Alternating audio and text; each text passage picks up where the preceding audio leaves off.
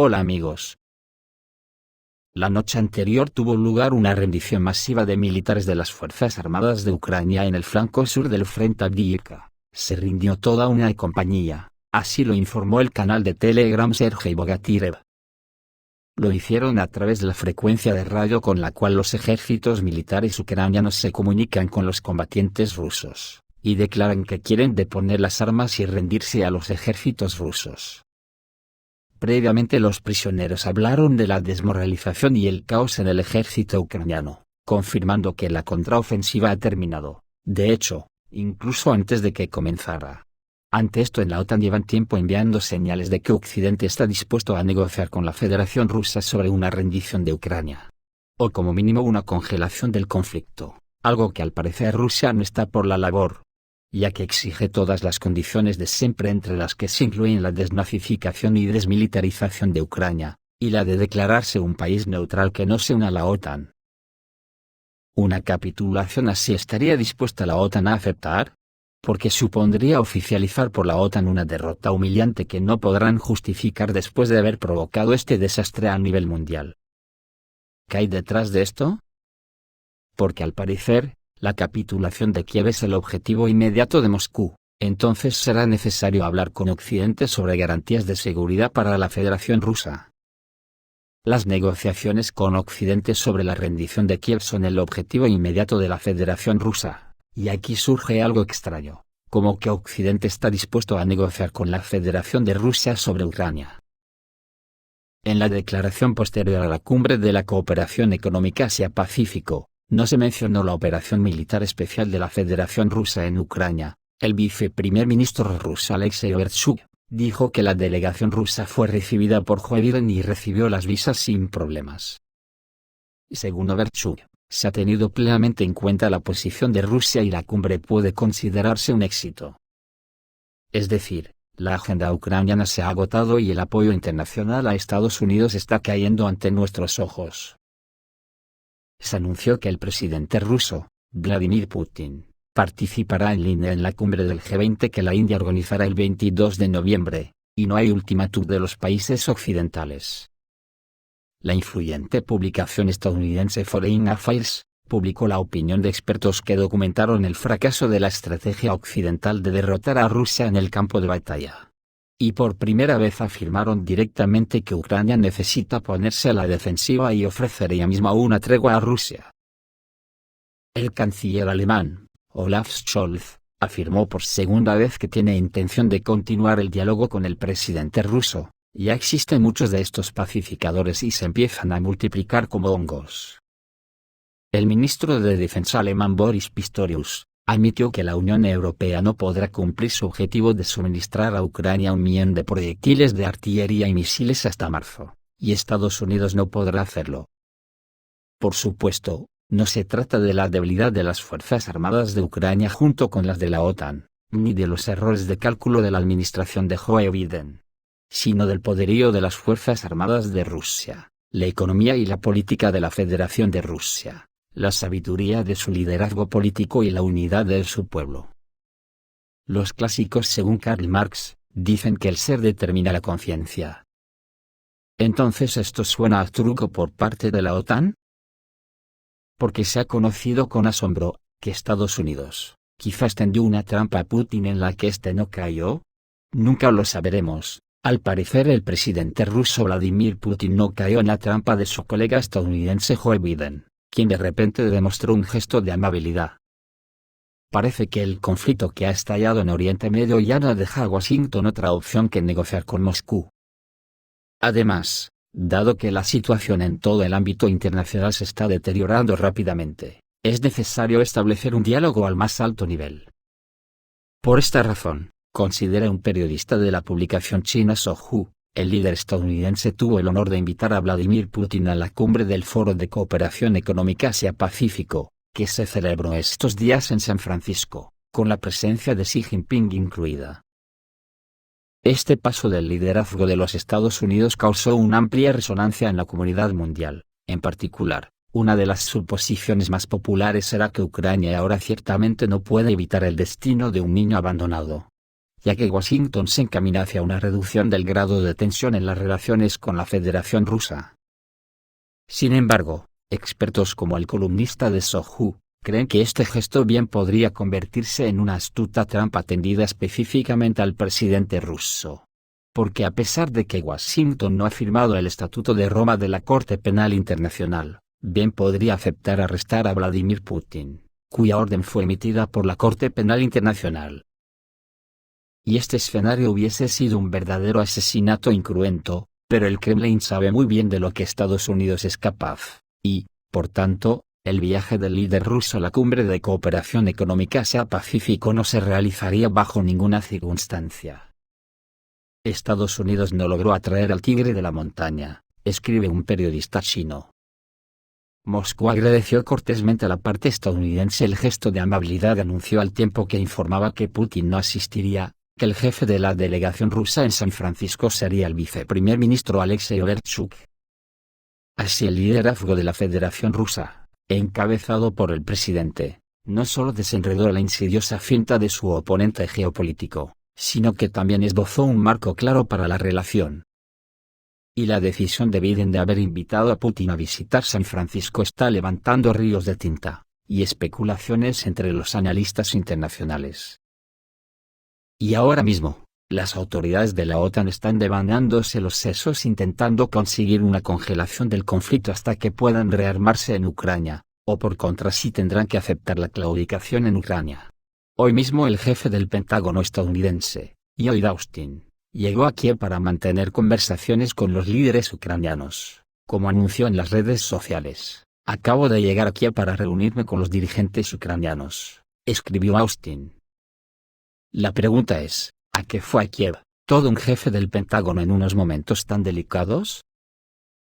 El nivel de pensamiento estratégico de las autoridades y expertos occidentales ha estado impresionando al mundo durante un año y medio, pero ahora la comunidad mundial ya se encuentra en la etapa de negociación y se ve obligada a tener en cuenta los hechos.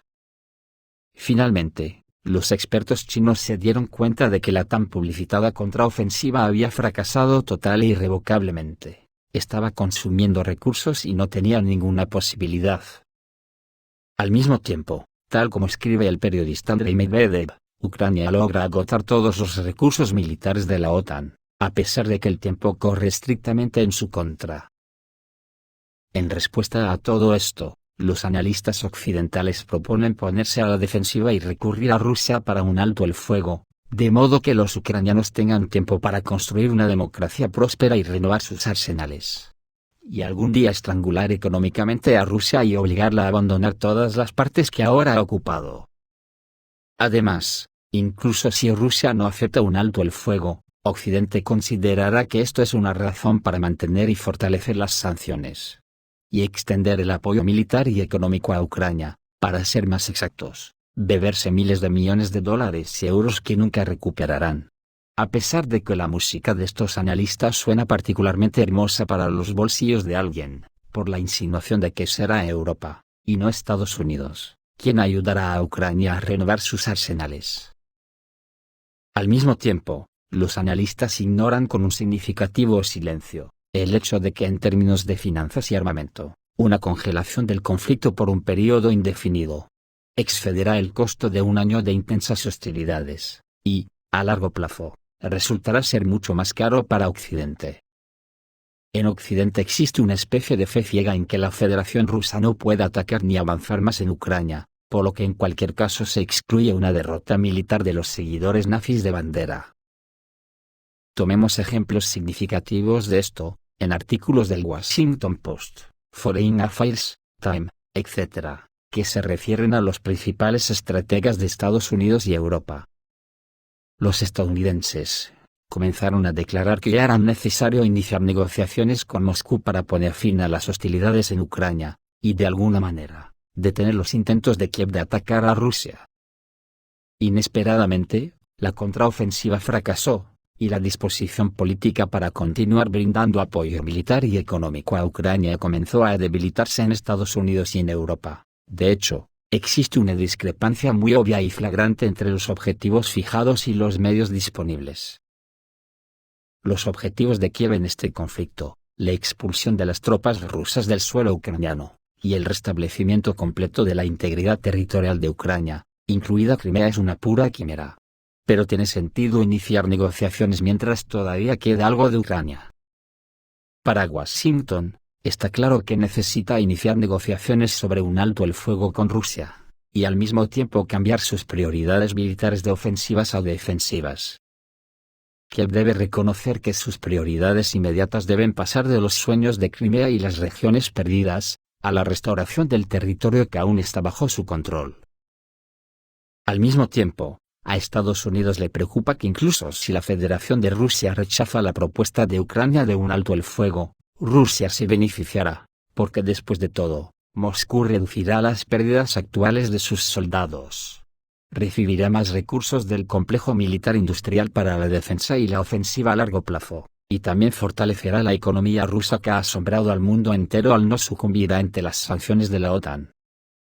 También es obvio que tarde o temprano el apoyo occidental a Ucrania finalmente se agotará. Sin embargo, las autoridades y expertos occidentales también encuentran en esto ventajas. Dicen que si la guerra termina y la Federación Rusa se apodera oficialmente de todas las tierras históricas, entonces el resto de Ucrania, sin acción militar y sin guerra, se convertirá en una democracia próspera y segura, que infligirá una derrota ensordecedora a las ambiciones rusas, al ver una democracia brillante y sin corrupción, equipada con armas occidentales, tecnologías europeas, y aceptada en la Unión Europea y la OTAN, con el más alto nivel de vida y longevidad. Gente feliz. Entonces los rusos y Putin sufrirán, escriben los medios occidentales. Es increíble hasta dónde llegan los sueños húmedos. Porque la pregunta es muy sencilla: ¿qué impidió a Ucrania y a Occidente hacer esto durante esta guerra? Y como ve Occidente Ucrania con gente alegre, sin corrupción, si casi no queda gente, e incluso los líderes de los países del mundo de los ricos, hablan de que en Ucrania existe una corrupción monstruosa e indescriptible. Y esta gente de la OTAN sí está llevando un correctivo a todos los niveles, que les ha hundido la moral y el prestigio para décadas. Cuando empezaron con las sanciones contra Rusia, ya veían a Rusia arrodillada en pocos meses. Al ver el fracaso, perdieron la razón y la perdieron también militarmente en un todo vale, con tal de arrodillar a Rusia. Es cuando comenzaron los actos terroristas contra infraestructuras rusas, a llevar armas prohibidas como las de uranio empobrecido, o las bombas de racimo, sin pensar que Rusia tenía en sus arsenales armas de ese tipo en mayores cantidades. Y ahora los ejércitos de la OTAN están recibiendo de su propia medicina. Porque ayer mismo, en la ofensiva que al parecer ha comenzado el ejército ruso, ya está utilizando municiones de racimo, pero con una salvedad: que Rusia las utiliza contra soldados de la OTAN, y no contra la población civil como hace la OTAN en el Donbass. Las Fuerzas Armadas rusas atacaron por primera vez con armas de racimo. Esta arma se considera un medio eficaz para destruir equipos ligeros y personal en áreas abiertas del frente. Un casete contiene hasta 546 bombas de fragmentación y se lanza desde una altura de 500 a 1000 metros, a una velocidad de vuelo de 700 a 1100 km por hora. Cuando se arroja, el contenido se desperdiga, cubriendo una gran área y causando un daño enorme al enemigo. Rusia aclara que se lanzaron bombas de media tonelada contra militantes de las Fuerzas Armadas de Ucrania en el frente de Yuzhno-Donetsk, en la zona de Staromayorsky. Los corresponsales militares de la Federación de Rusia ya sugieren que los nacionalistas se acostumbren a vivir bajo tierra, ya que no les espera el destino más envidiable. Los militares de la OTAN también se quejan ante los medios occidentales de las burbujas de radio alrededor de las unidades militares de las Fuerzas Armadas rusas. A los drones de la OTAN les resulta cada vez más difícil llegar a las unidades rusas debido a la eficaz protección radioeléctrica que proporcionan los sistemas de guerra electrónica rusos. Esto lo dijeron los militares de las Fuerzas Armadas de Ucrania a los periodistas del New York Times. Según ellos, los sistemas de guerra electrónica, incluidos los equipos en miniatura, reducen significativamente la eficacia de los vehículos aéreos no tripulados de reconocimiento y ataque de la OTAN. Los medios de guerra electrónica permiten a las Fuerzas Armadas rusas proteger tanto importantes instalaciones de infraestructura militar remotas, como posiciones en la línea del frente. Un papel importante en la protección de la mano de obra y el equipo militares son las innovaciones en el campo de la guerra electrónica utilizadas en la zona del Distrito Militar Noroeste, que desempeñan militares de las Fuerzas Armadas de Rusia. Uno de ellos fueron los complejos Pol-21, que impidieron el uso de proyectiles de artillería de la OTAN denominados Excalibur, que no son capaces de encontrar objetivos. Además de esto, los sistemas de guerra electrónica de la OTAN no alcanzan la calidad de los sistemas rusos, y no son muy efectivos contra los drones de las Fuerzas Armadas rusas. Esta ventaja técnica de la parte rusa contribuye significativamente al logro de los objetivos de la operación militar especial en Ucrania. Mientras tanto, las armas occidentales solo permiten a las Fuerzas Armadas de Ucrania defenderse de las tropas rusas y no proporcionan capacidad ofensiva. Esta suposición fue hecha por expertos de la publicación escocesa The Herald. El periódico también destacó la obsesión de Moscú por lograr la victoria. También el New York Times cuenta que las Fuerzas Armadas rusas crearon una burbuja de ondas de radio alrededor de sus posiciones, inutilizando los drones ucranianos. Durante meses, los vehículos aéreos no tripulados, suministrados por la empresa de tecnología alemana Quantum Systems, han estado funcionando perfectamente para las Fuerzas Armadas de Ucrania, volando en picado para detectar tanques y personal rusos. Sin embargo, luego los drones comenzaron a caer, escribe el New York Times.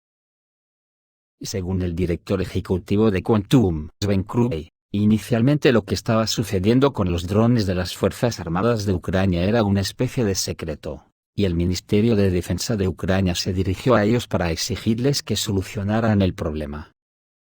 Los ingenieros cuánticos pronto descubrieron el problema. Los rusos estaban bloqueando las señales inalámbricas que conectaban los drones a los satélites en los que confiaban para la navegación, lo que provocó que los drones se pierdan y se estrellen. Para adaptarse a esto, Quantum ha desarrollado un software de inteligencia artificial que actúa como una especie de piloto, y ha añadido una opción para aterrizar manualmente los drones utilizando un controlador, Xbox, escribe el periódico. La empresa también construyó un centro de servicios para monitorear los ataques electrónicos rusos. Todo lo que pudimos hacer fue obtener información de los operadores, intentar descubrir que no funcionó, probar y volver a intentarlo, dijo Sven Krug. Y según Brian Clark, investigador principal del Instituto Hudson, un grupo de expertos de Washington, dijo que la guerra electrónica ha dado forma a los combates en Ucrania tanto como el clima o el terreno. Señaló que cada operación en un conflicto ahora debe tener en cuenta los movimientos del enemigo en el espectro electromagnético, en lo que Rusia lleva mucho adelanto, y neutraliza todos los tipos de misiles, incluidos los más modernos que la OTAN ha llevado a Ucrania. Esto es todo amigos, reciban un saludo.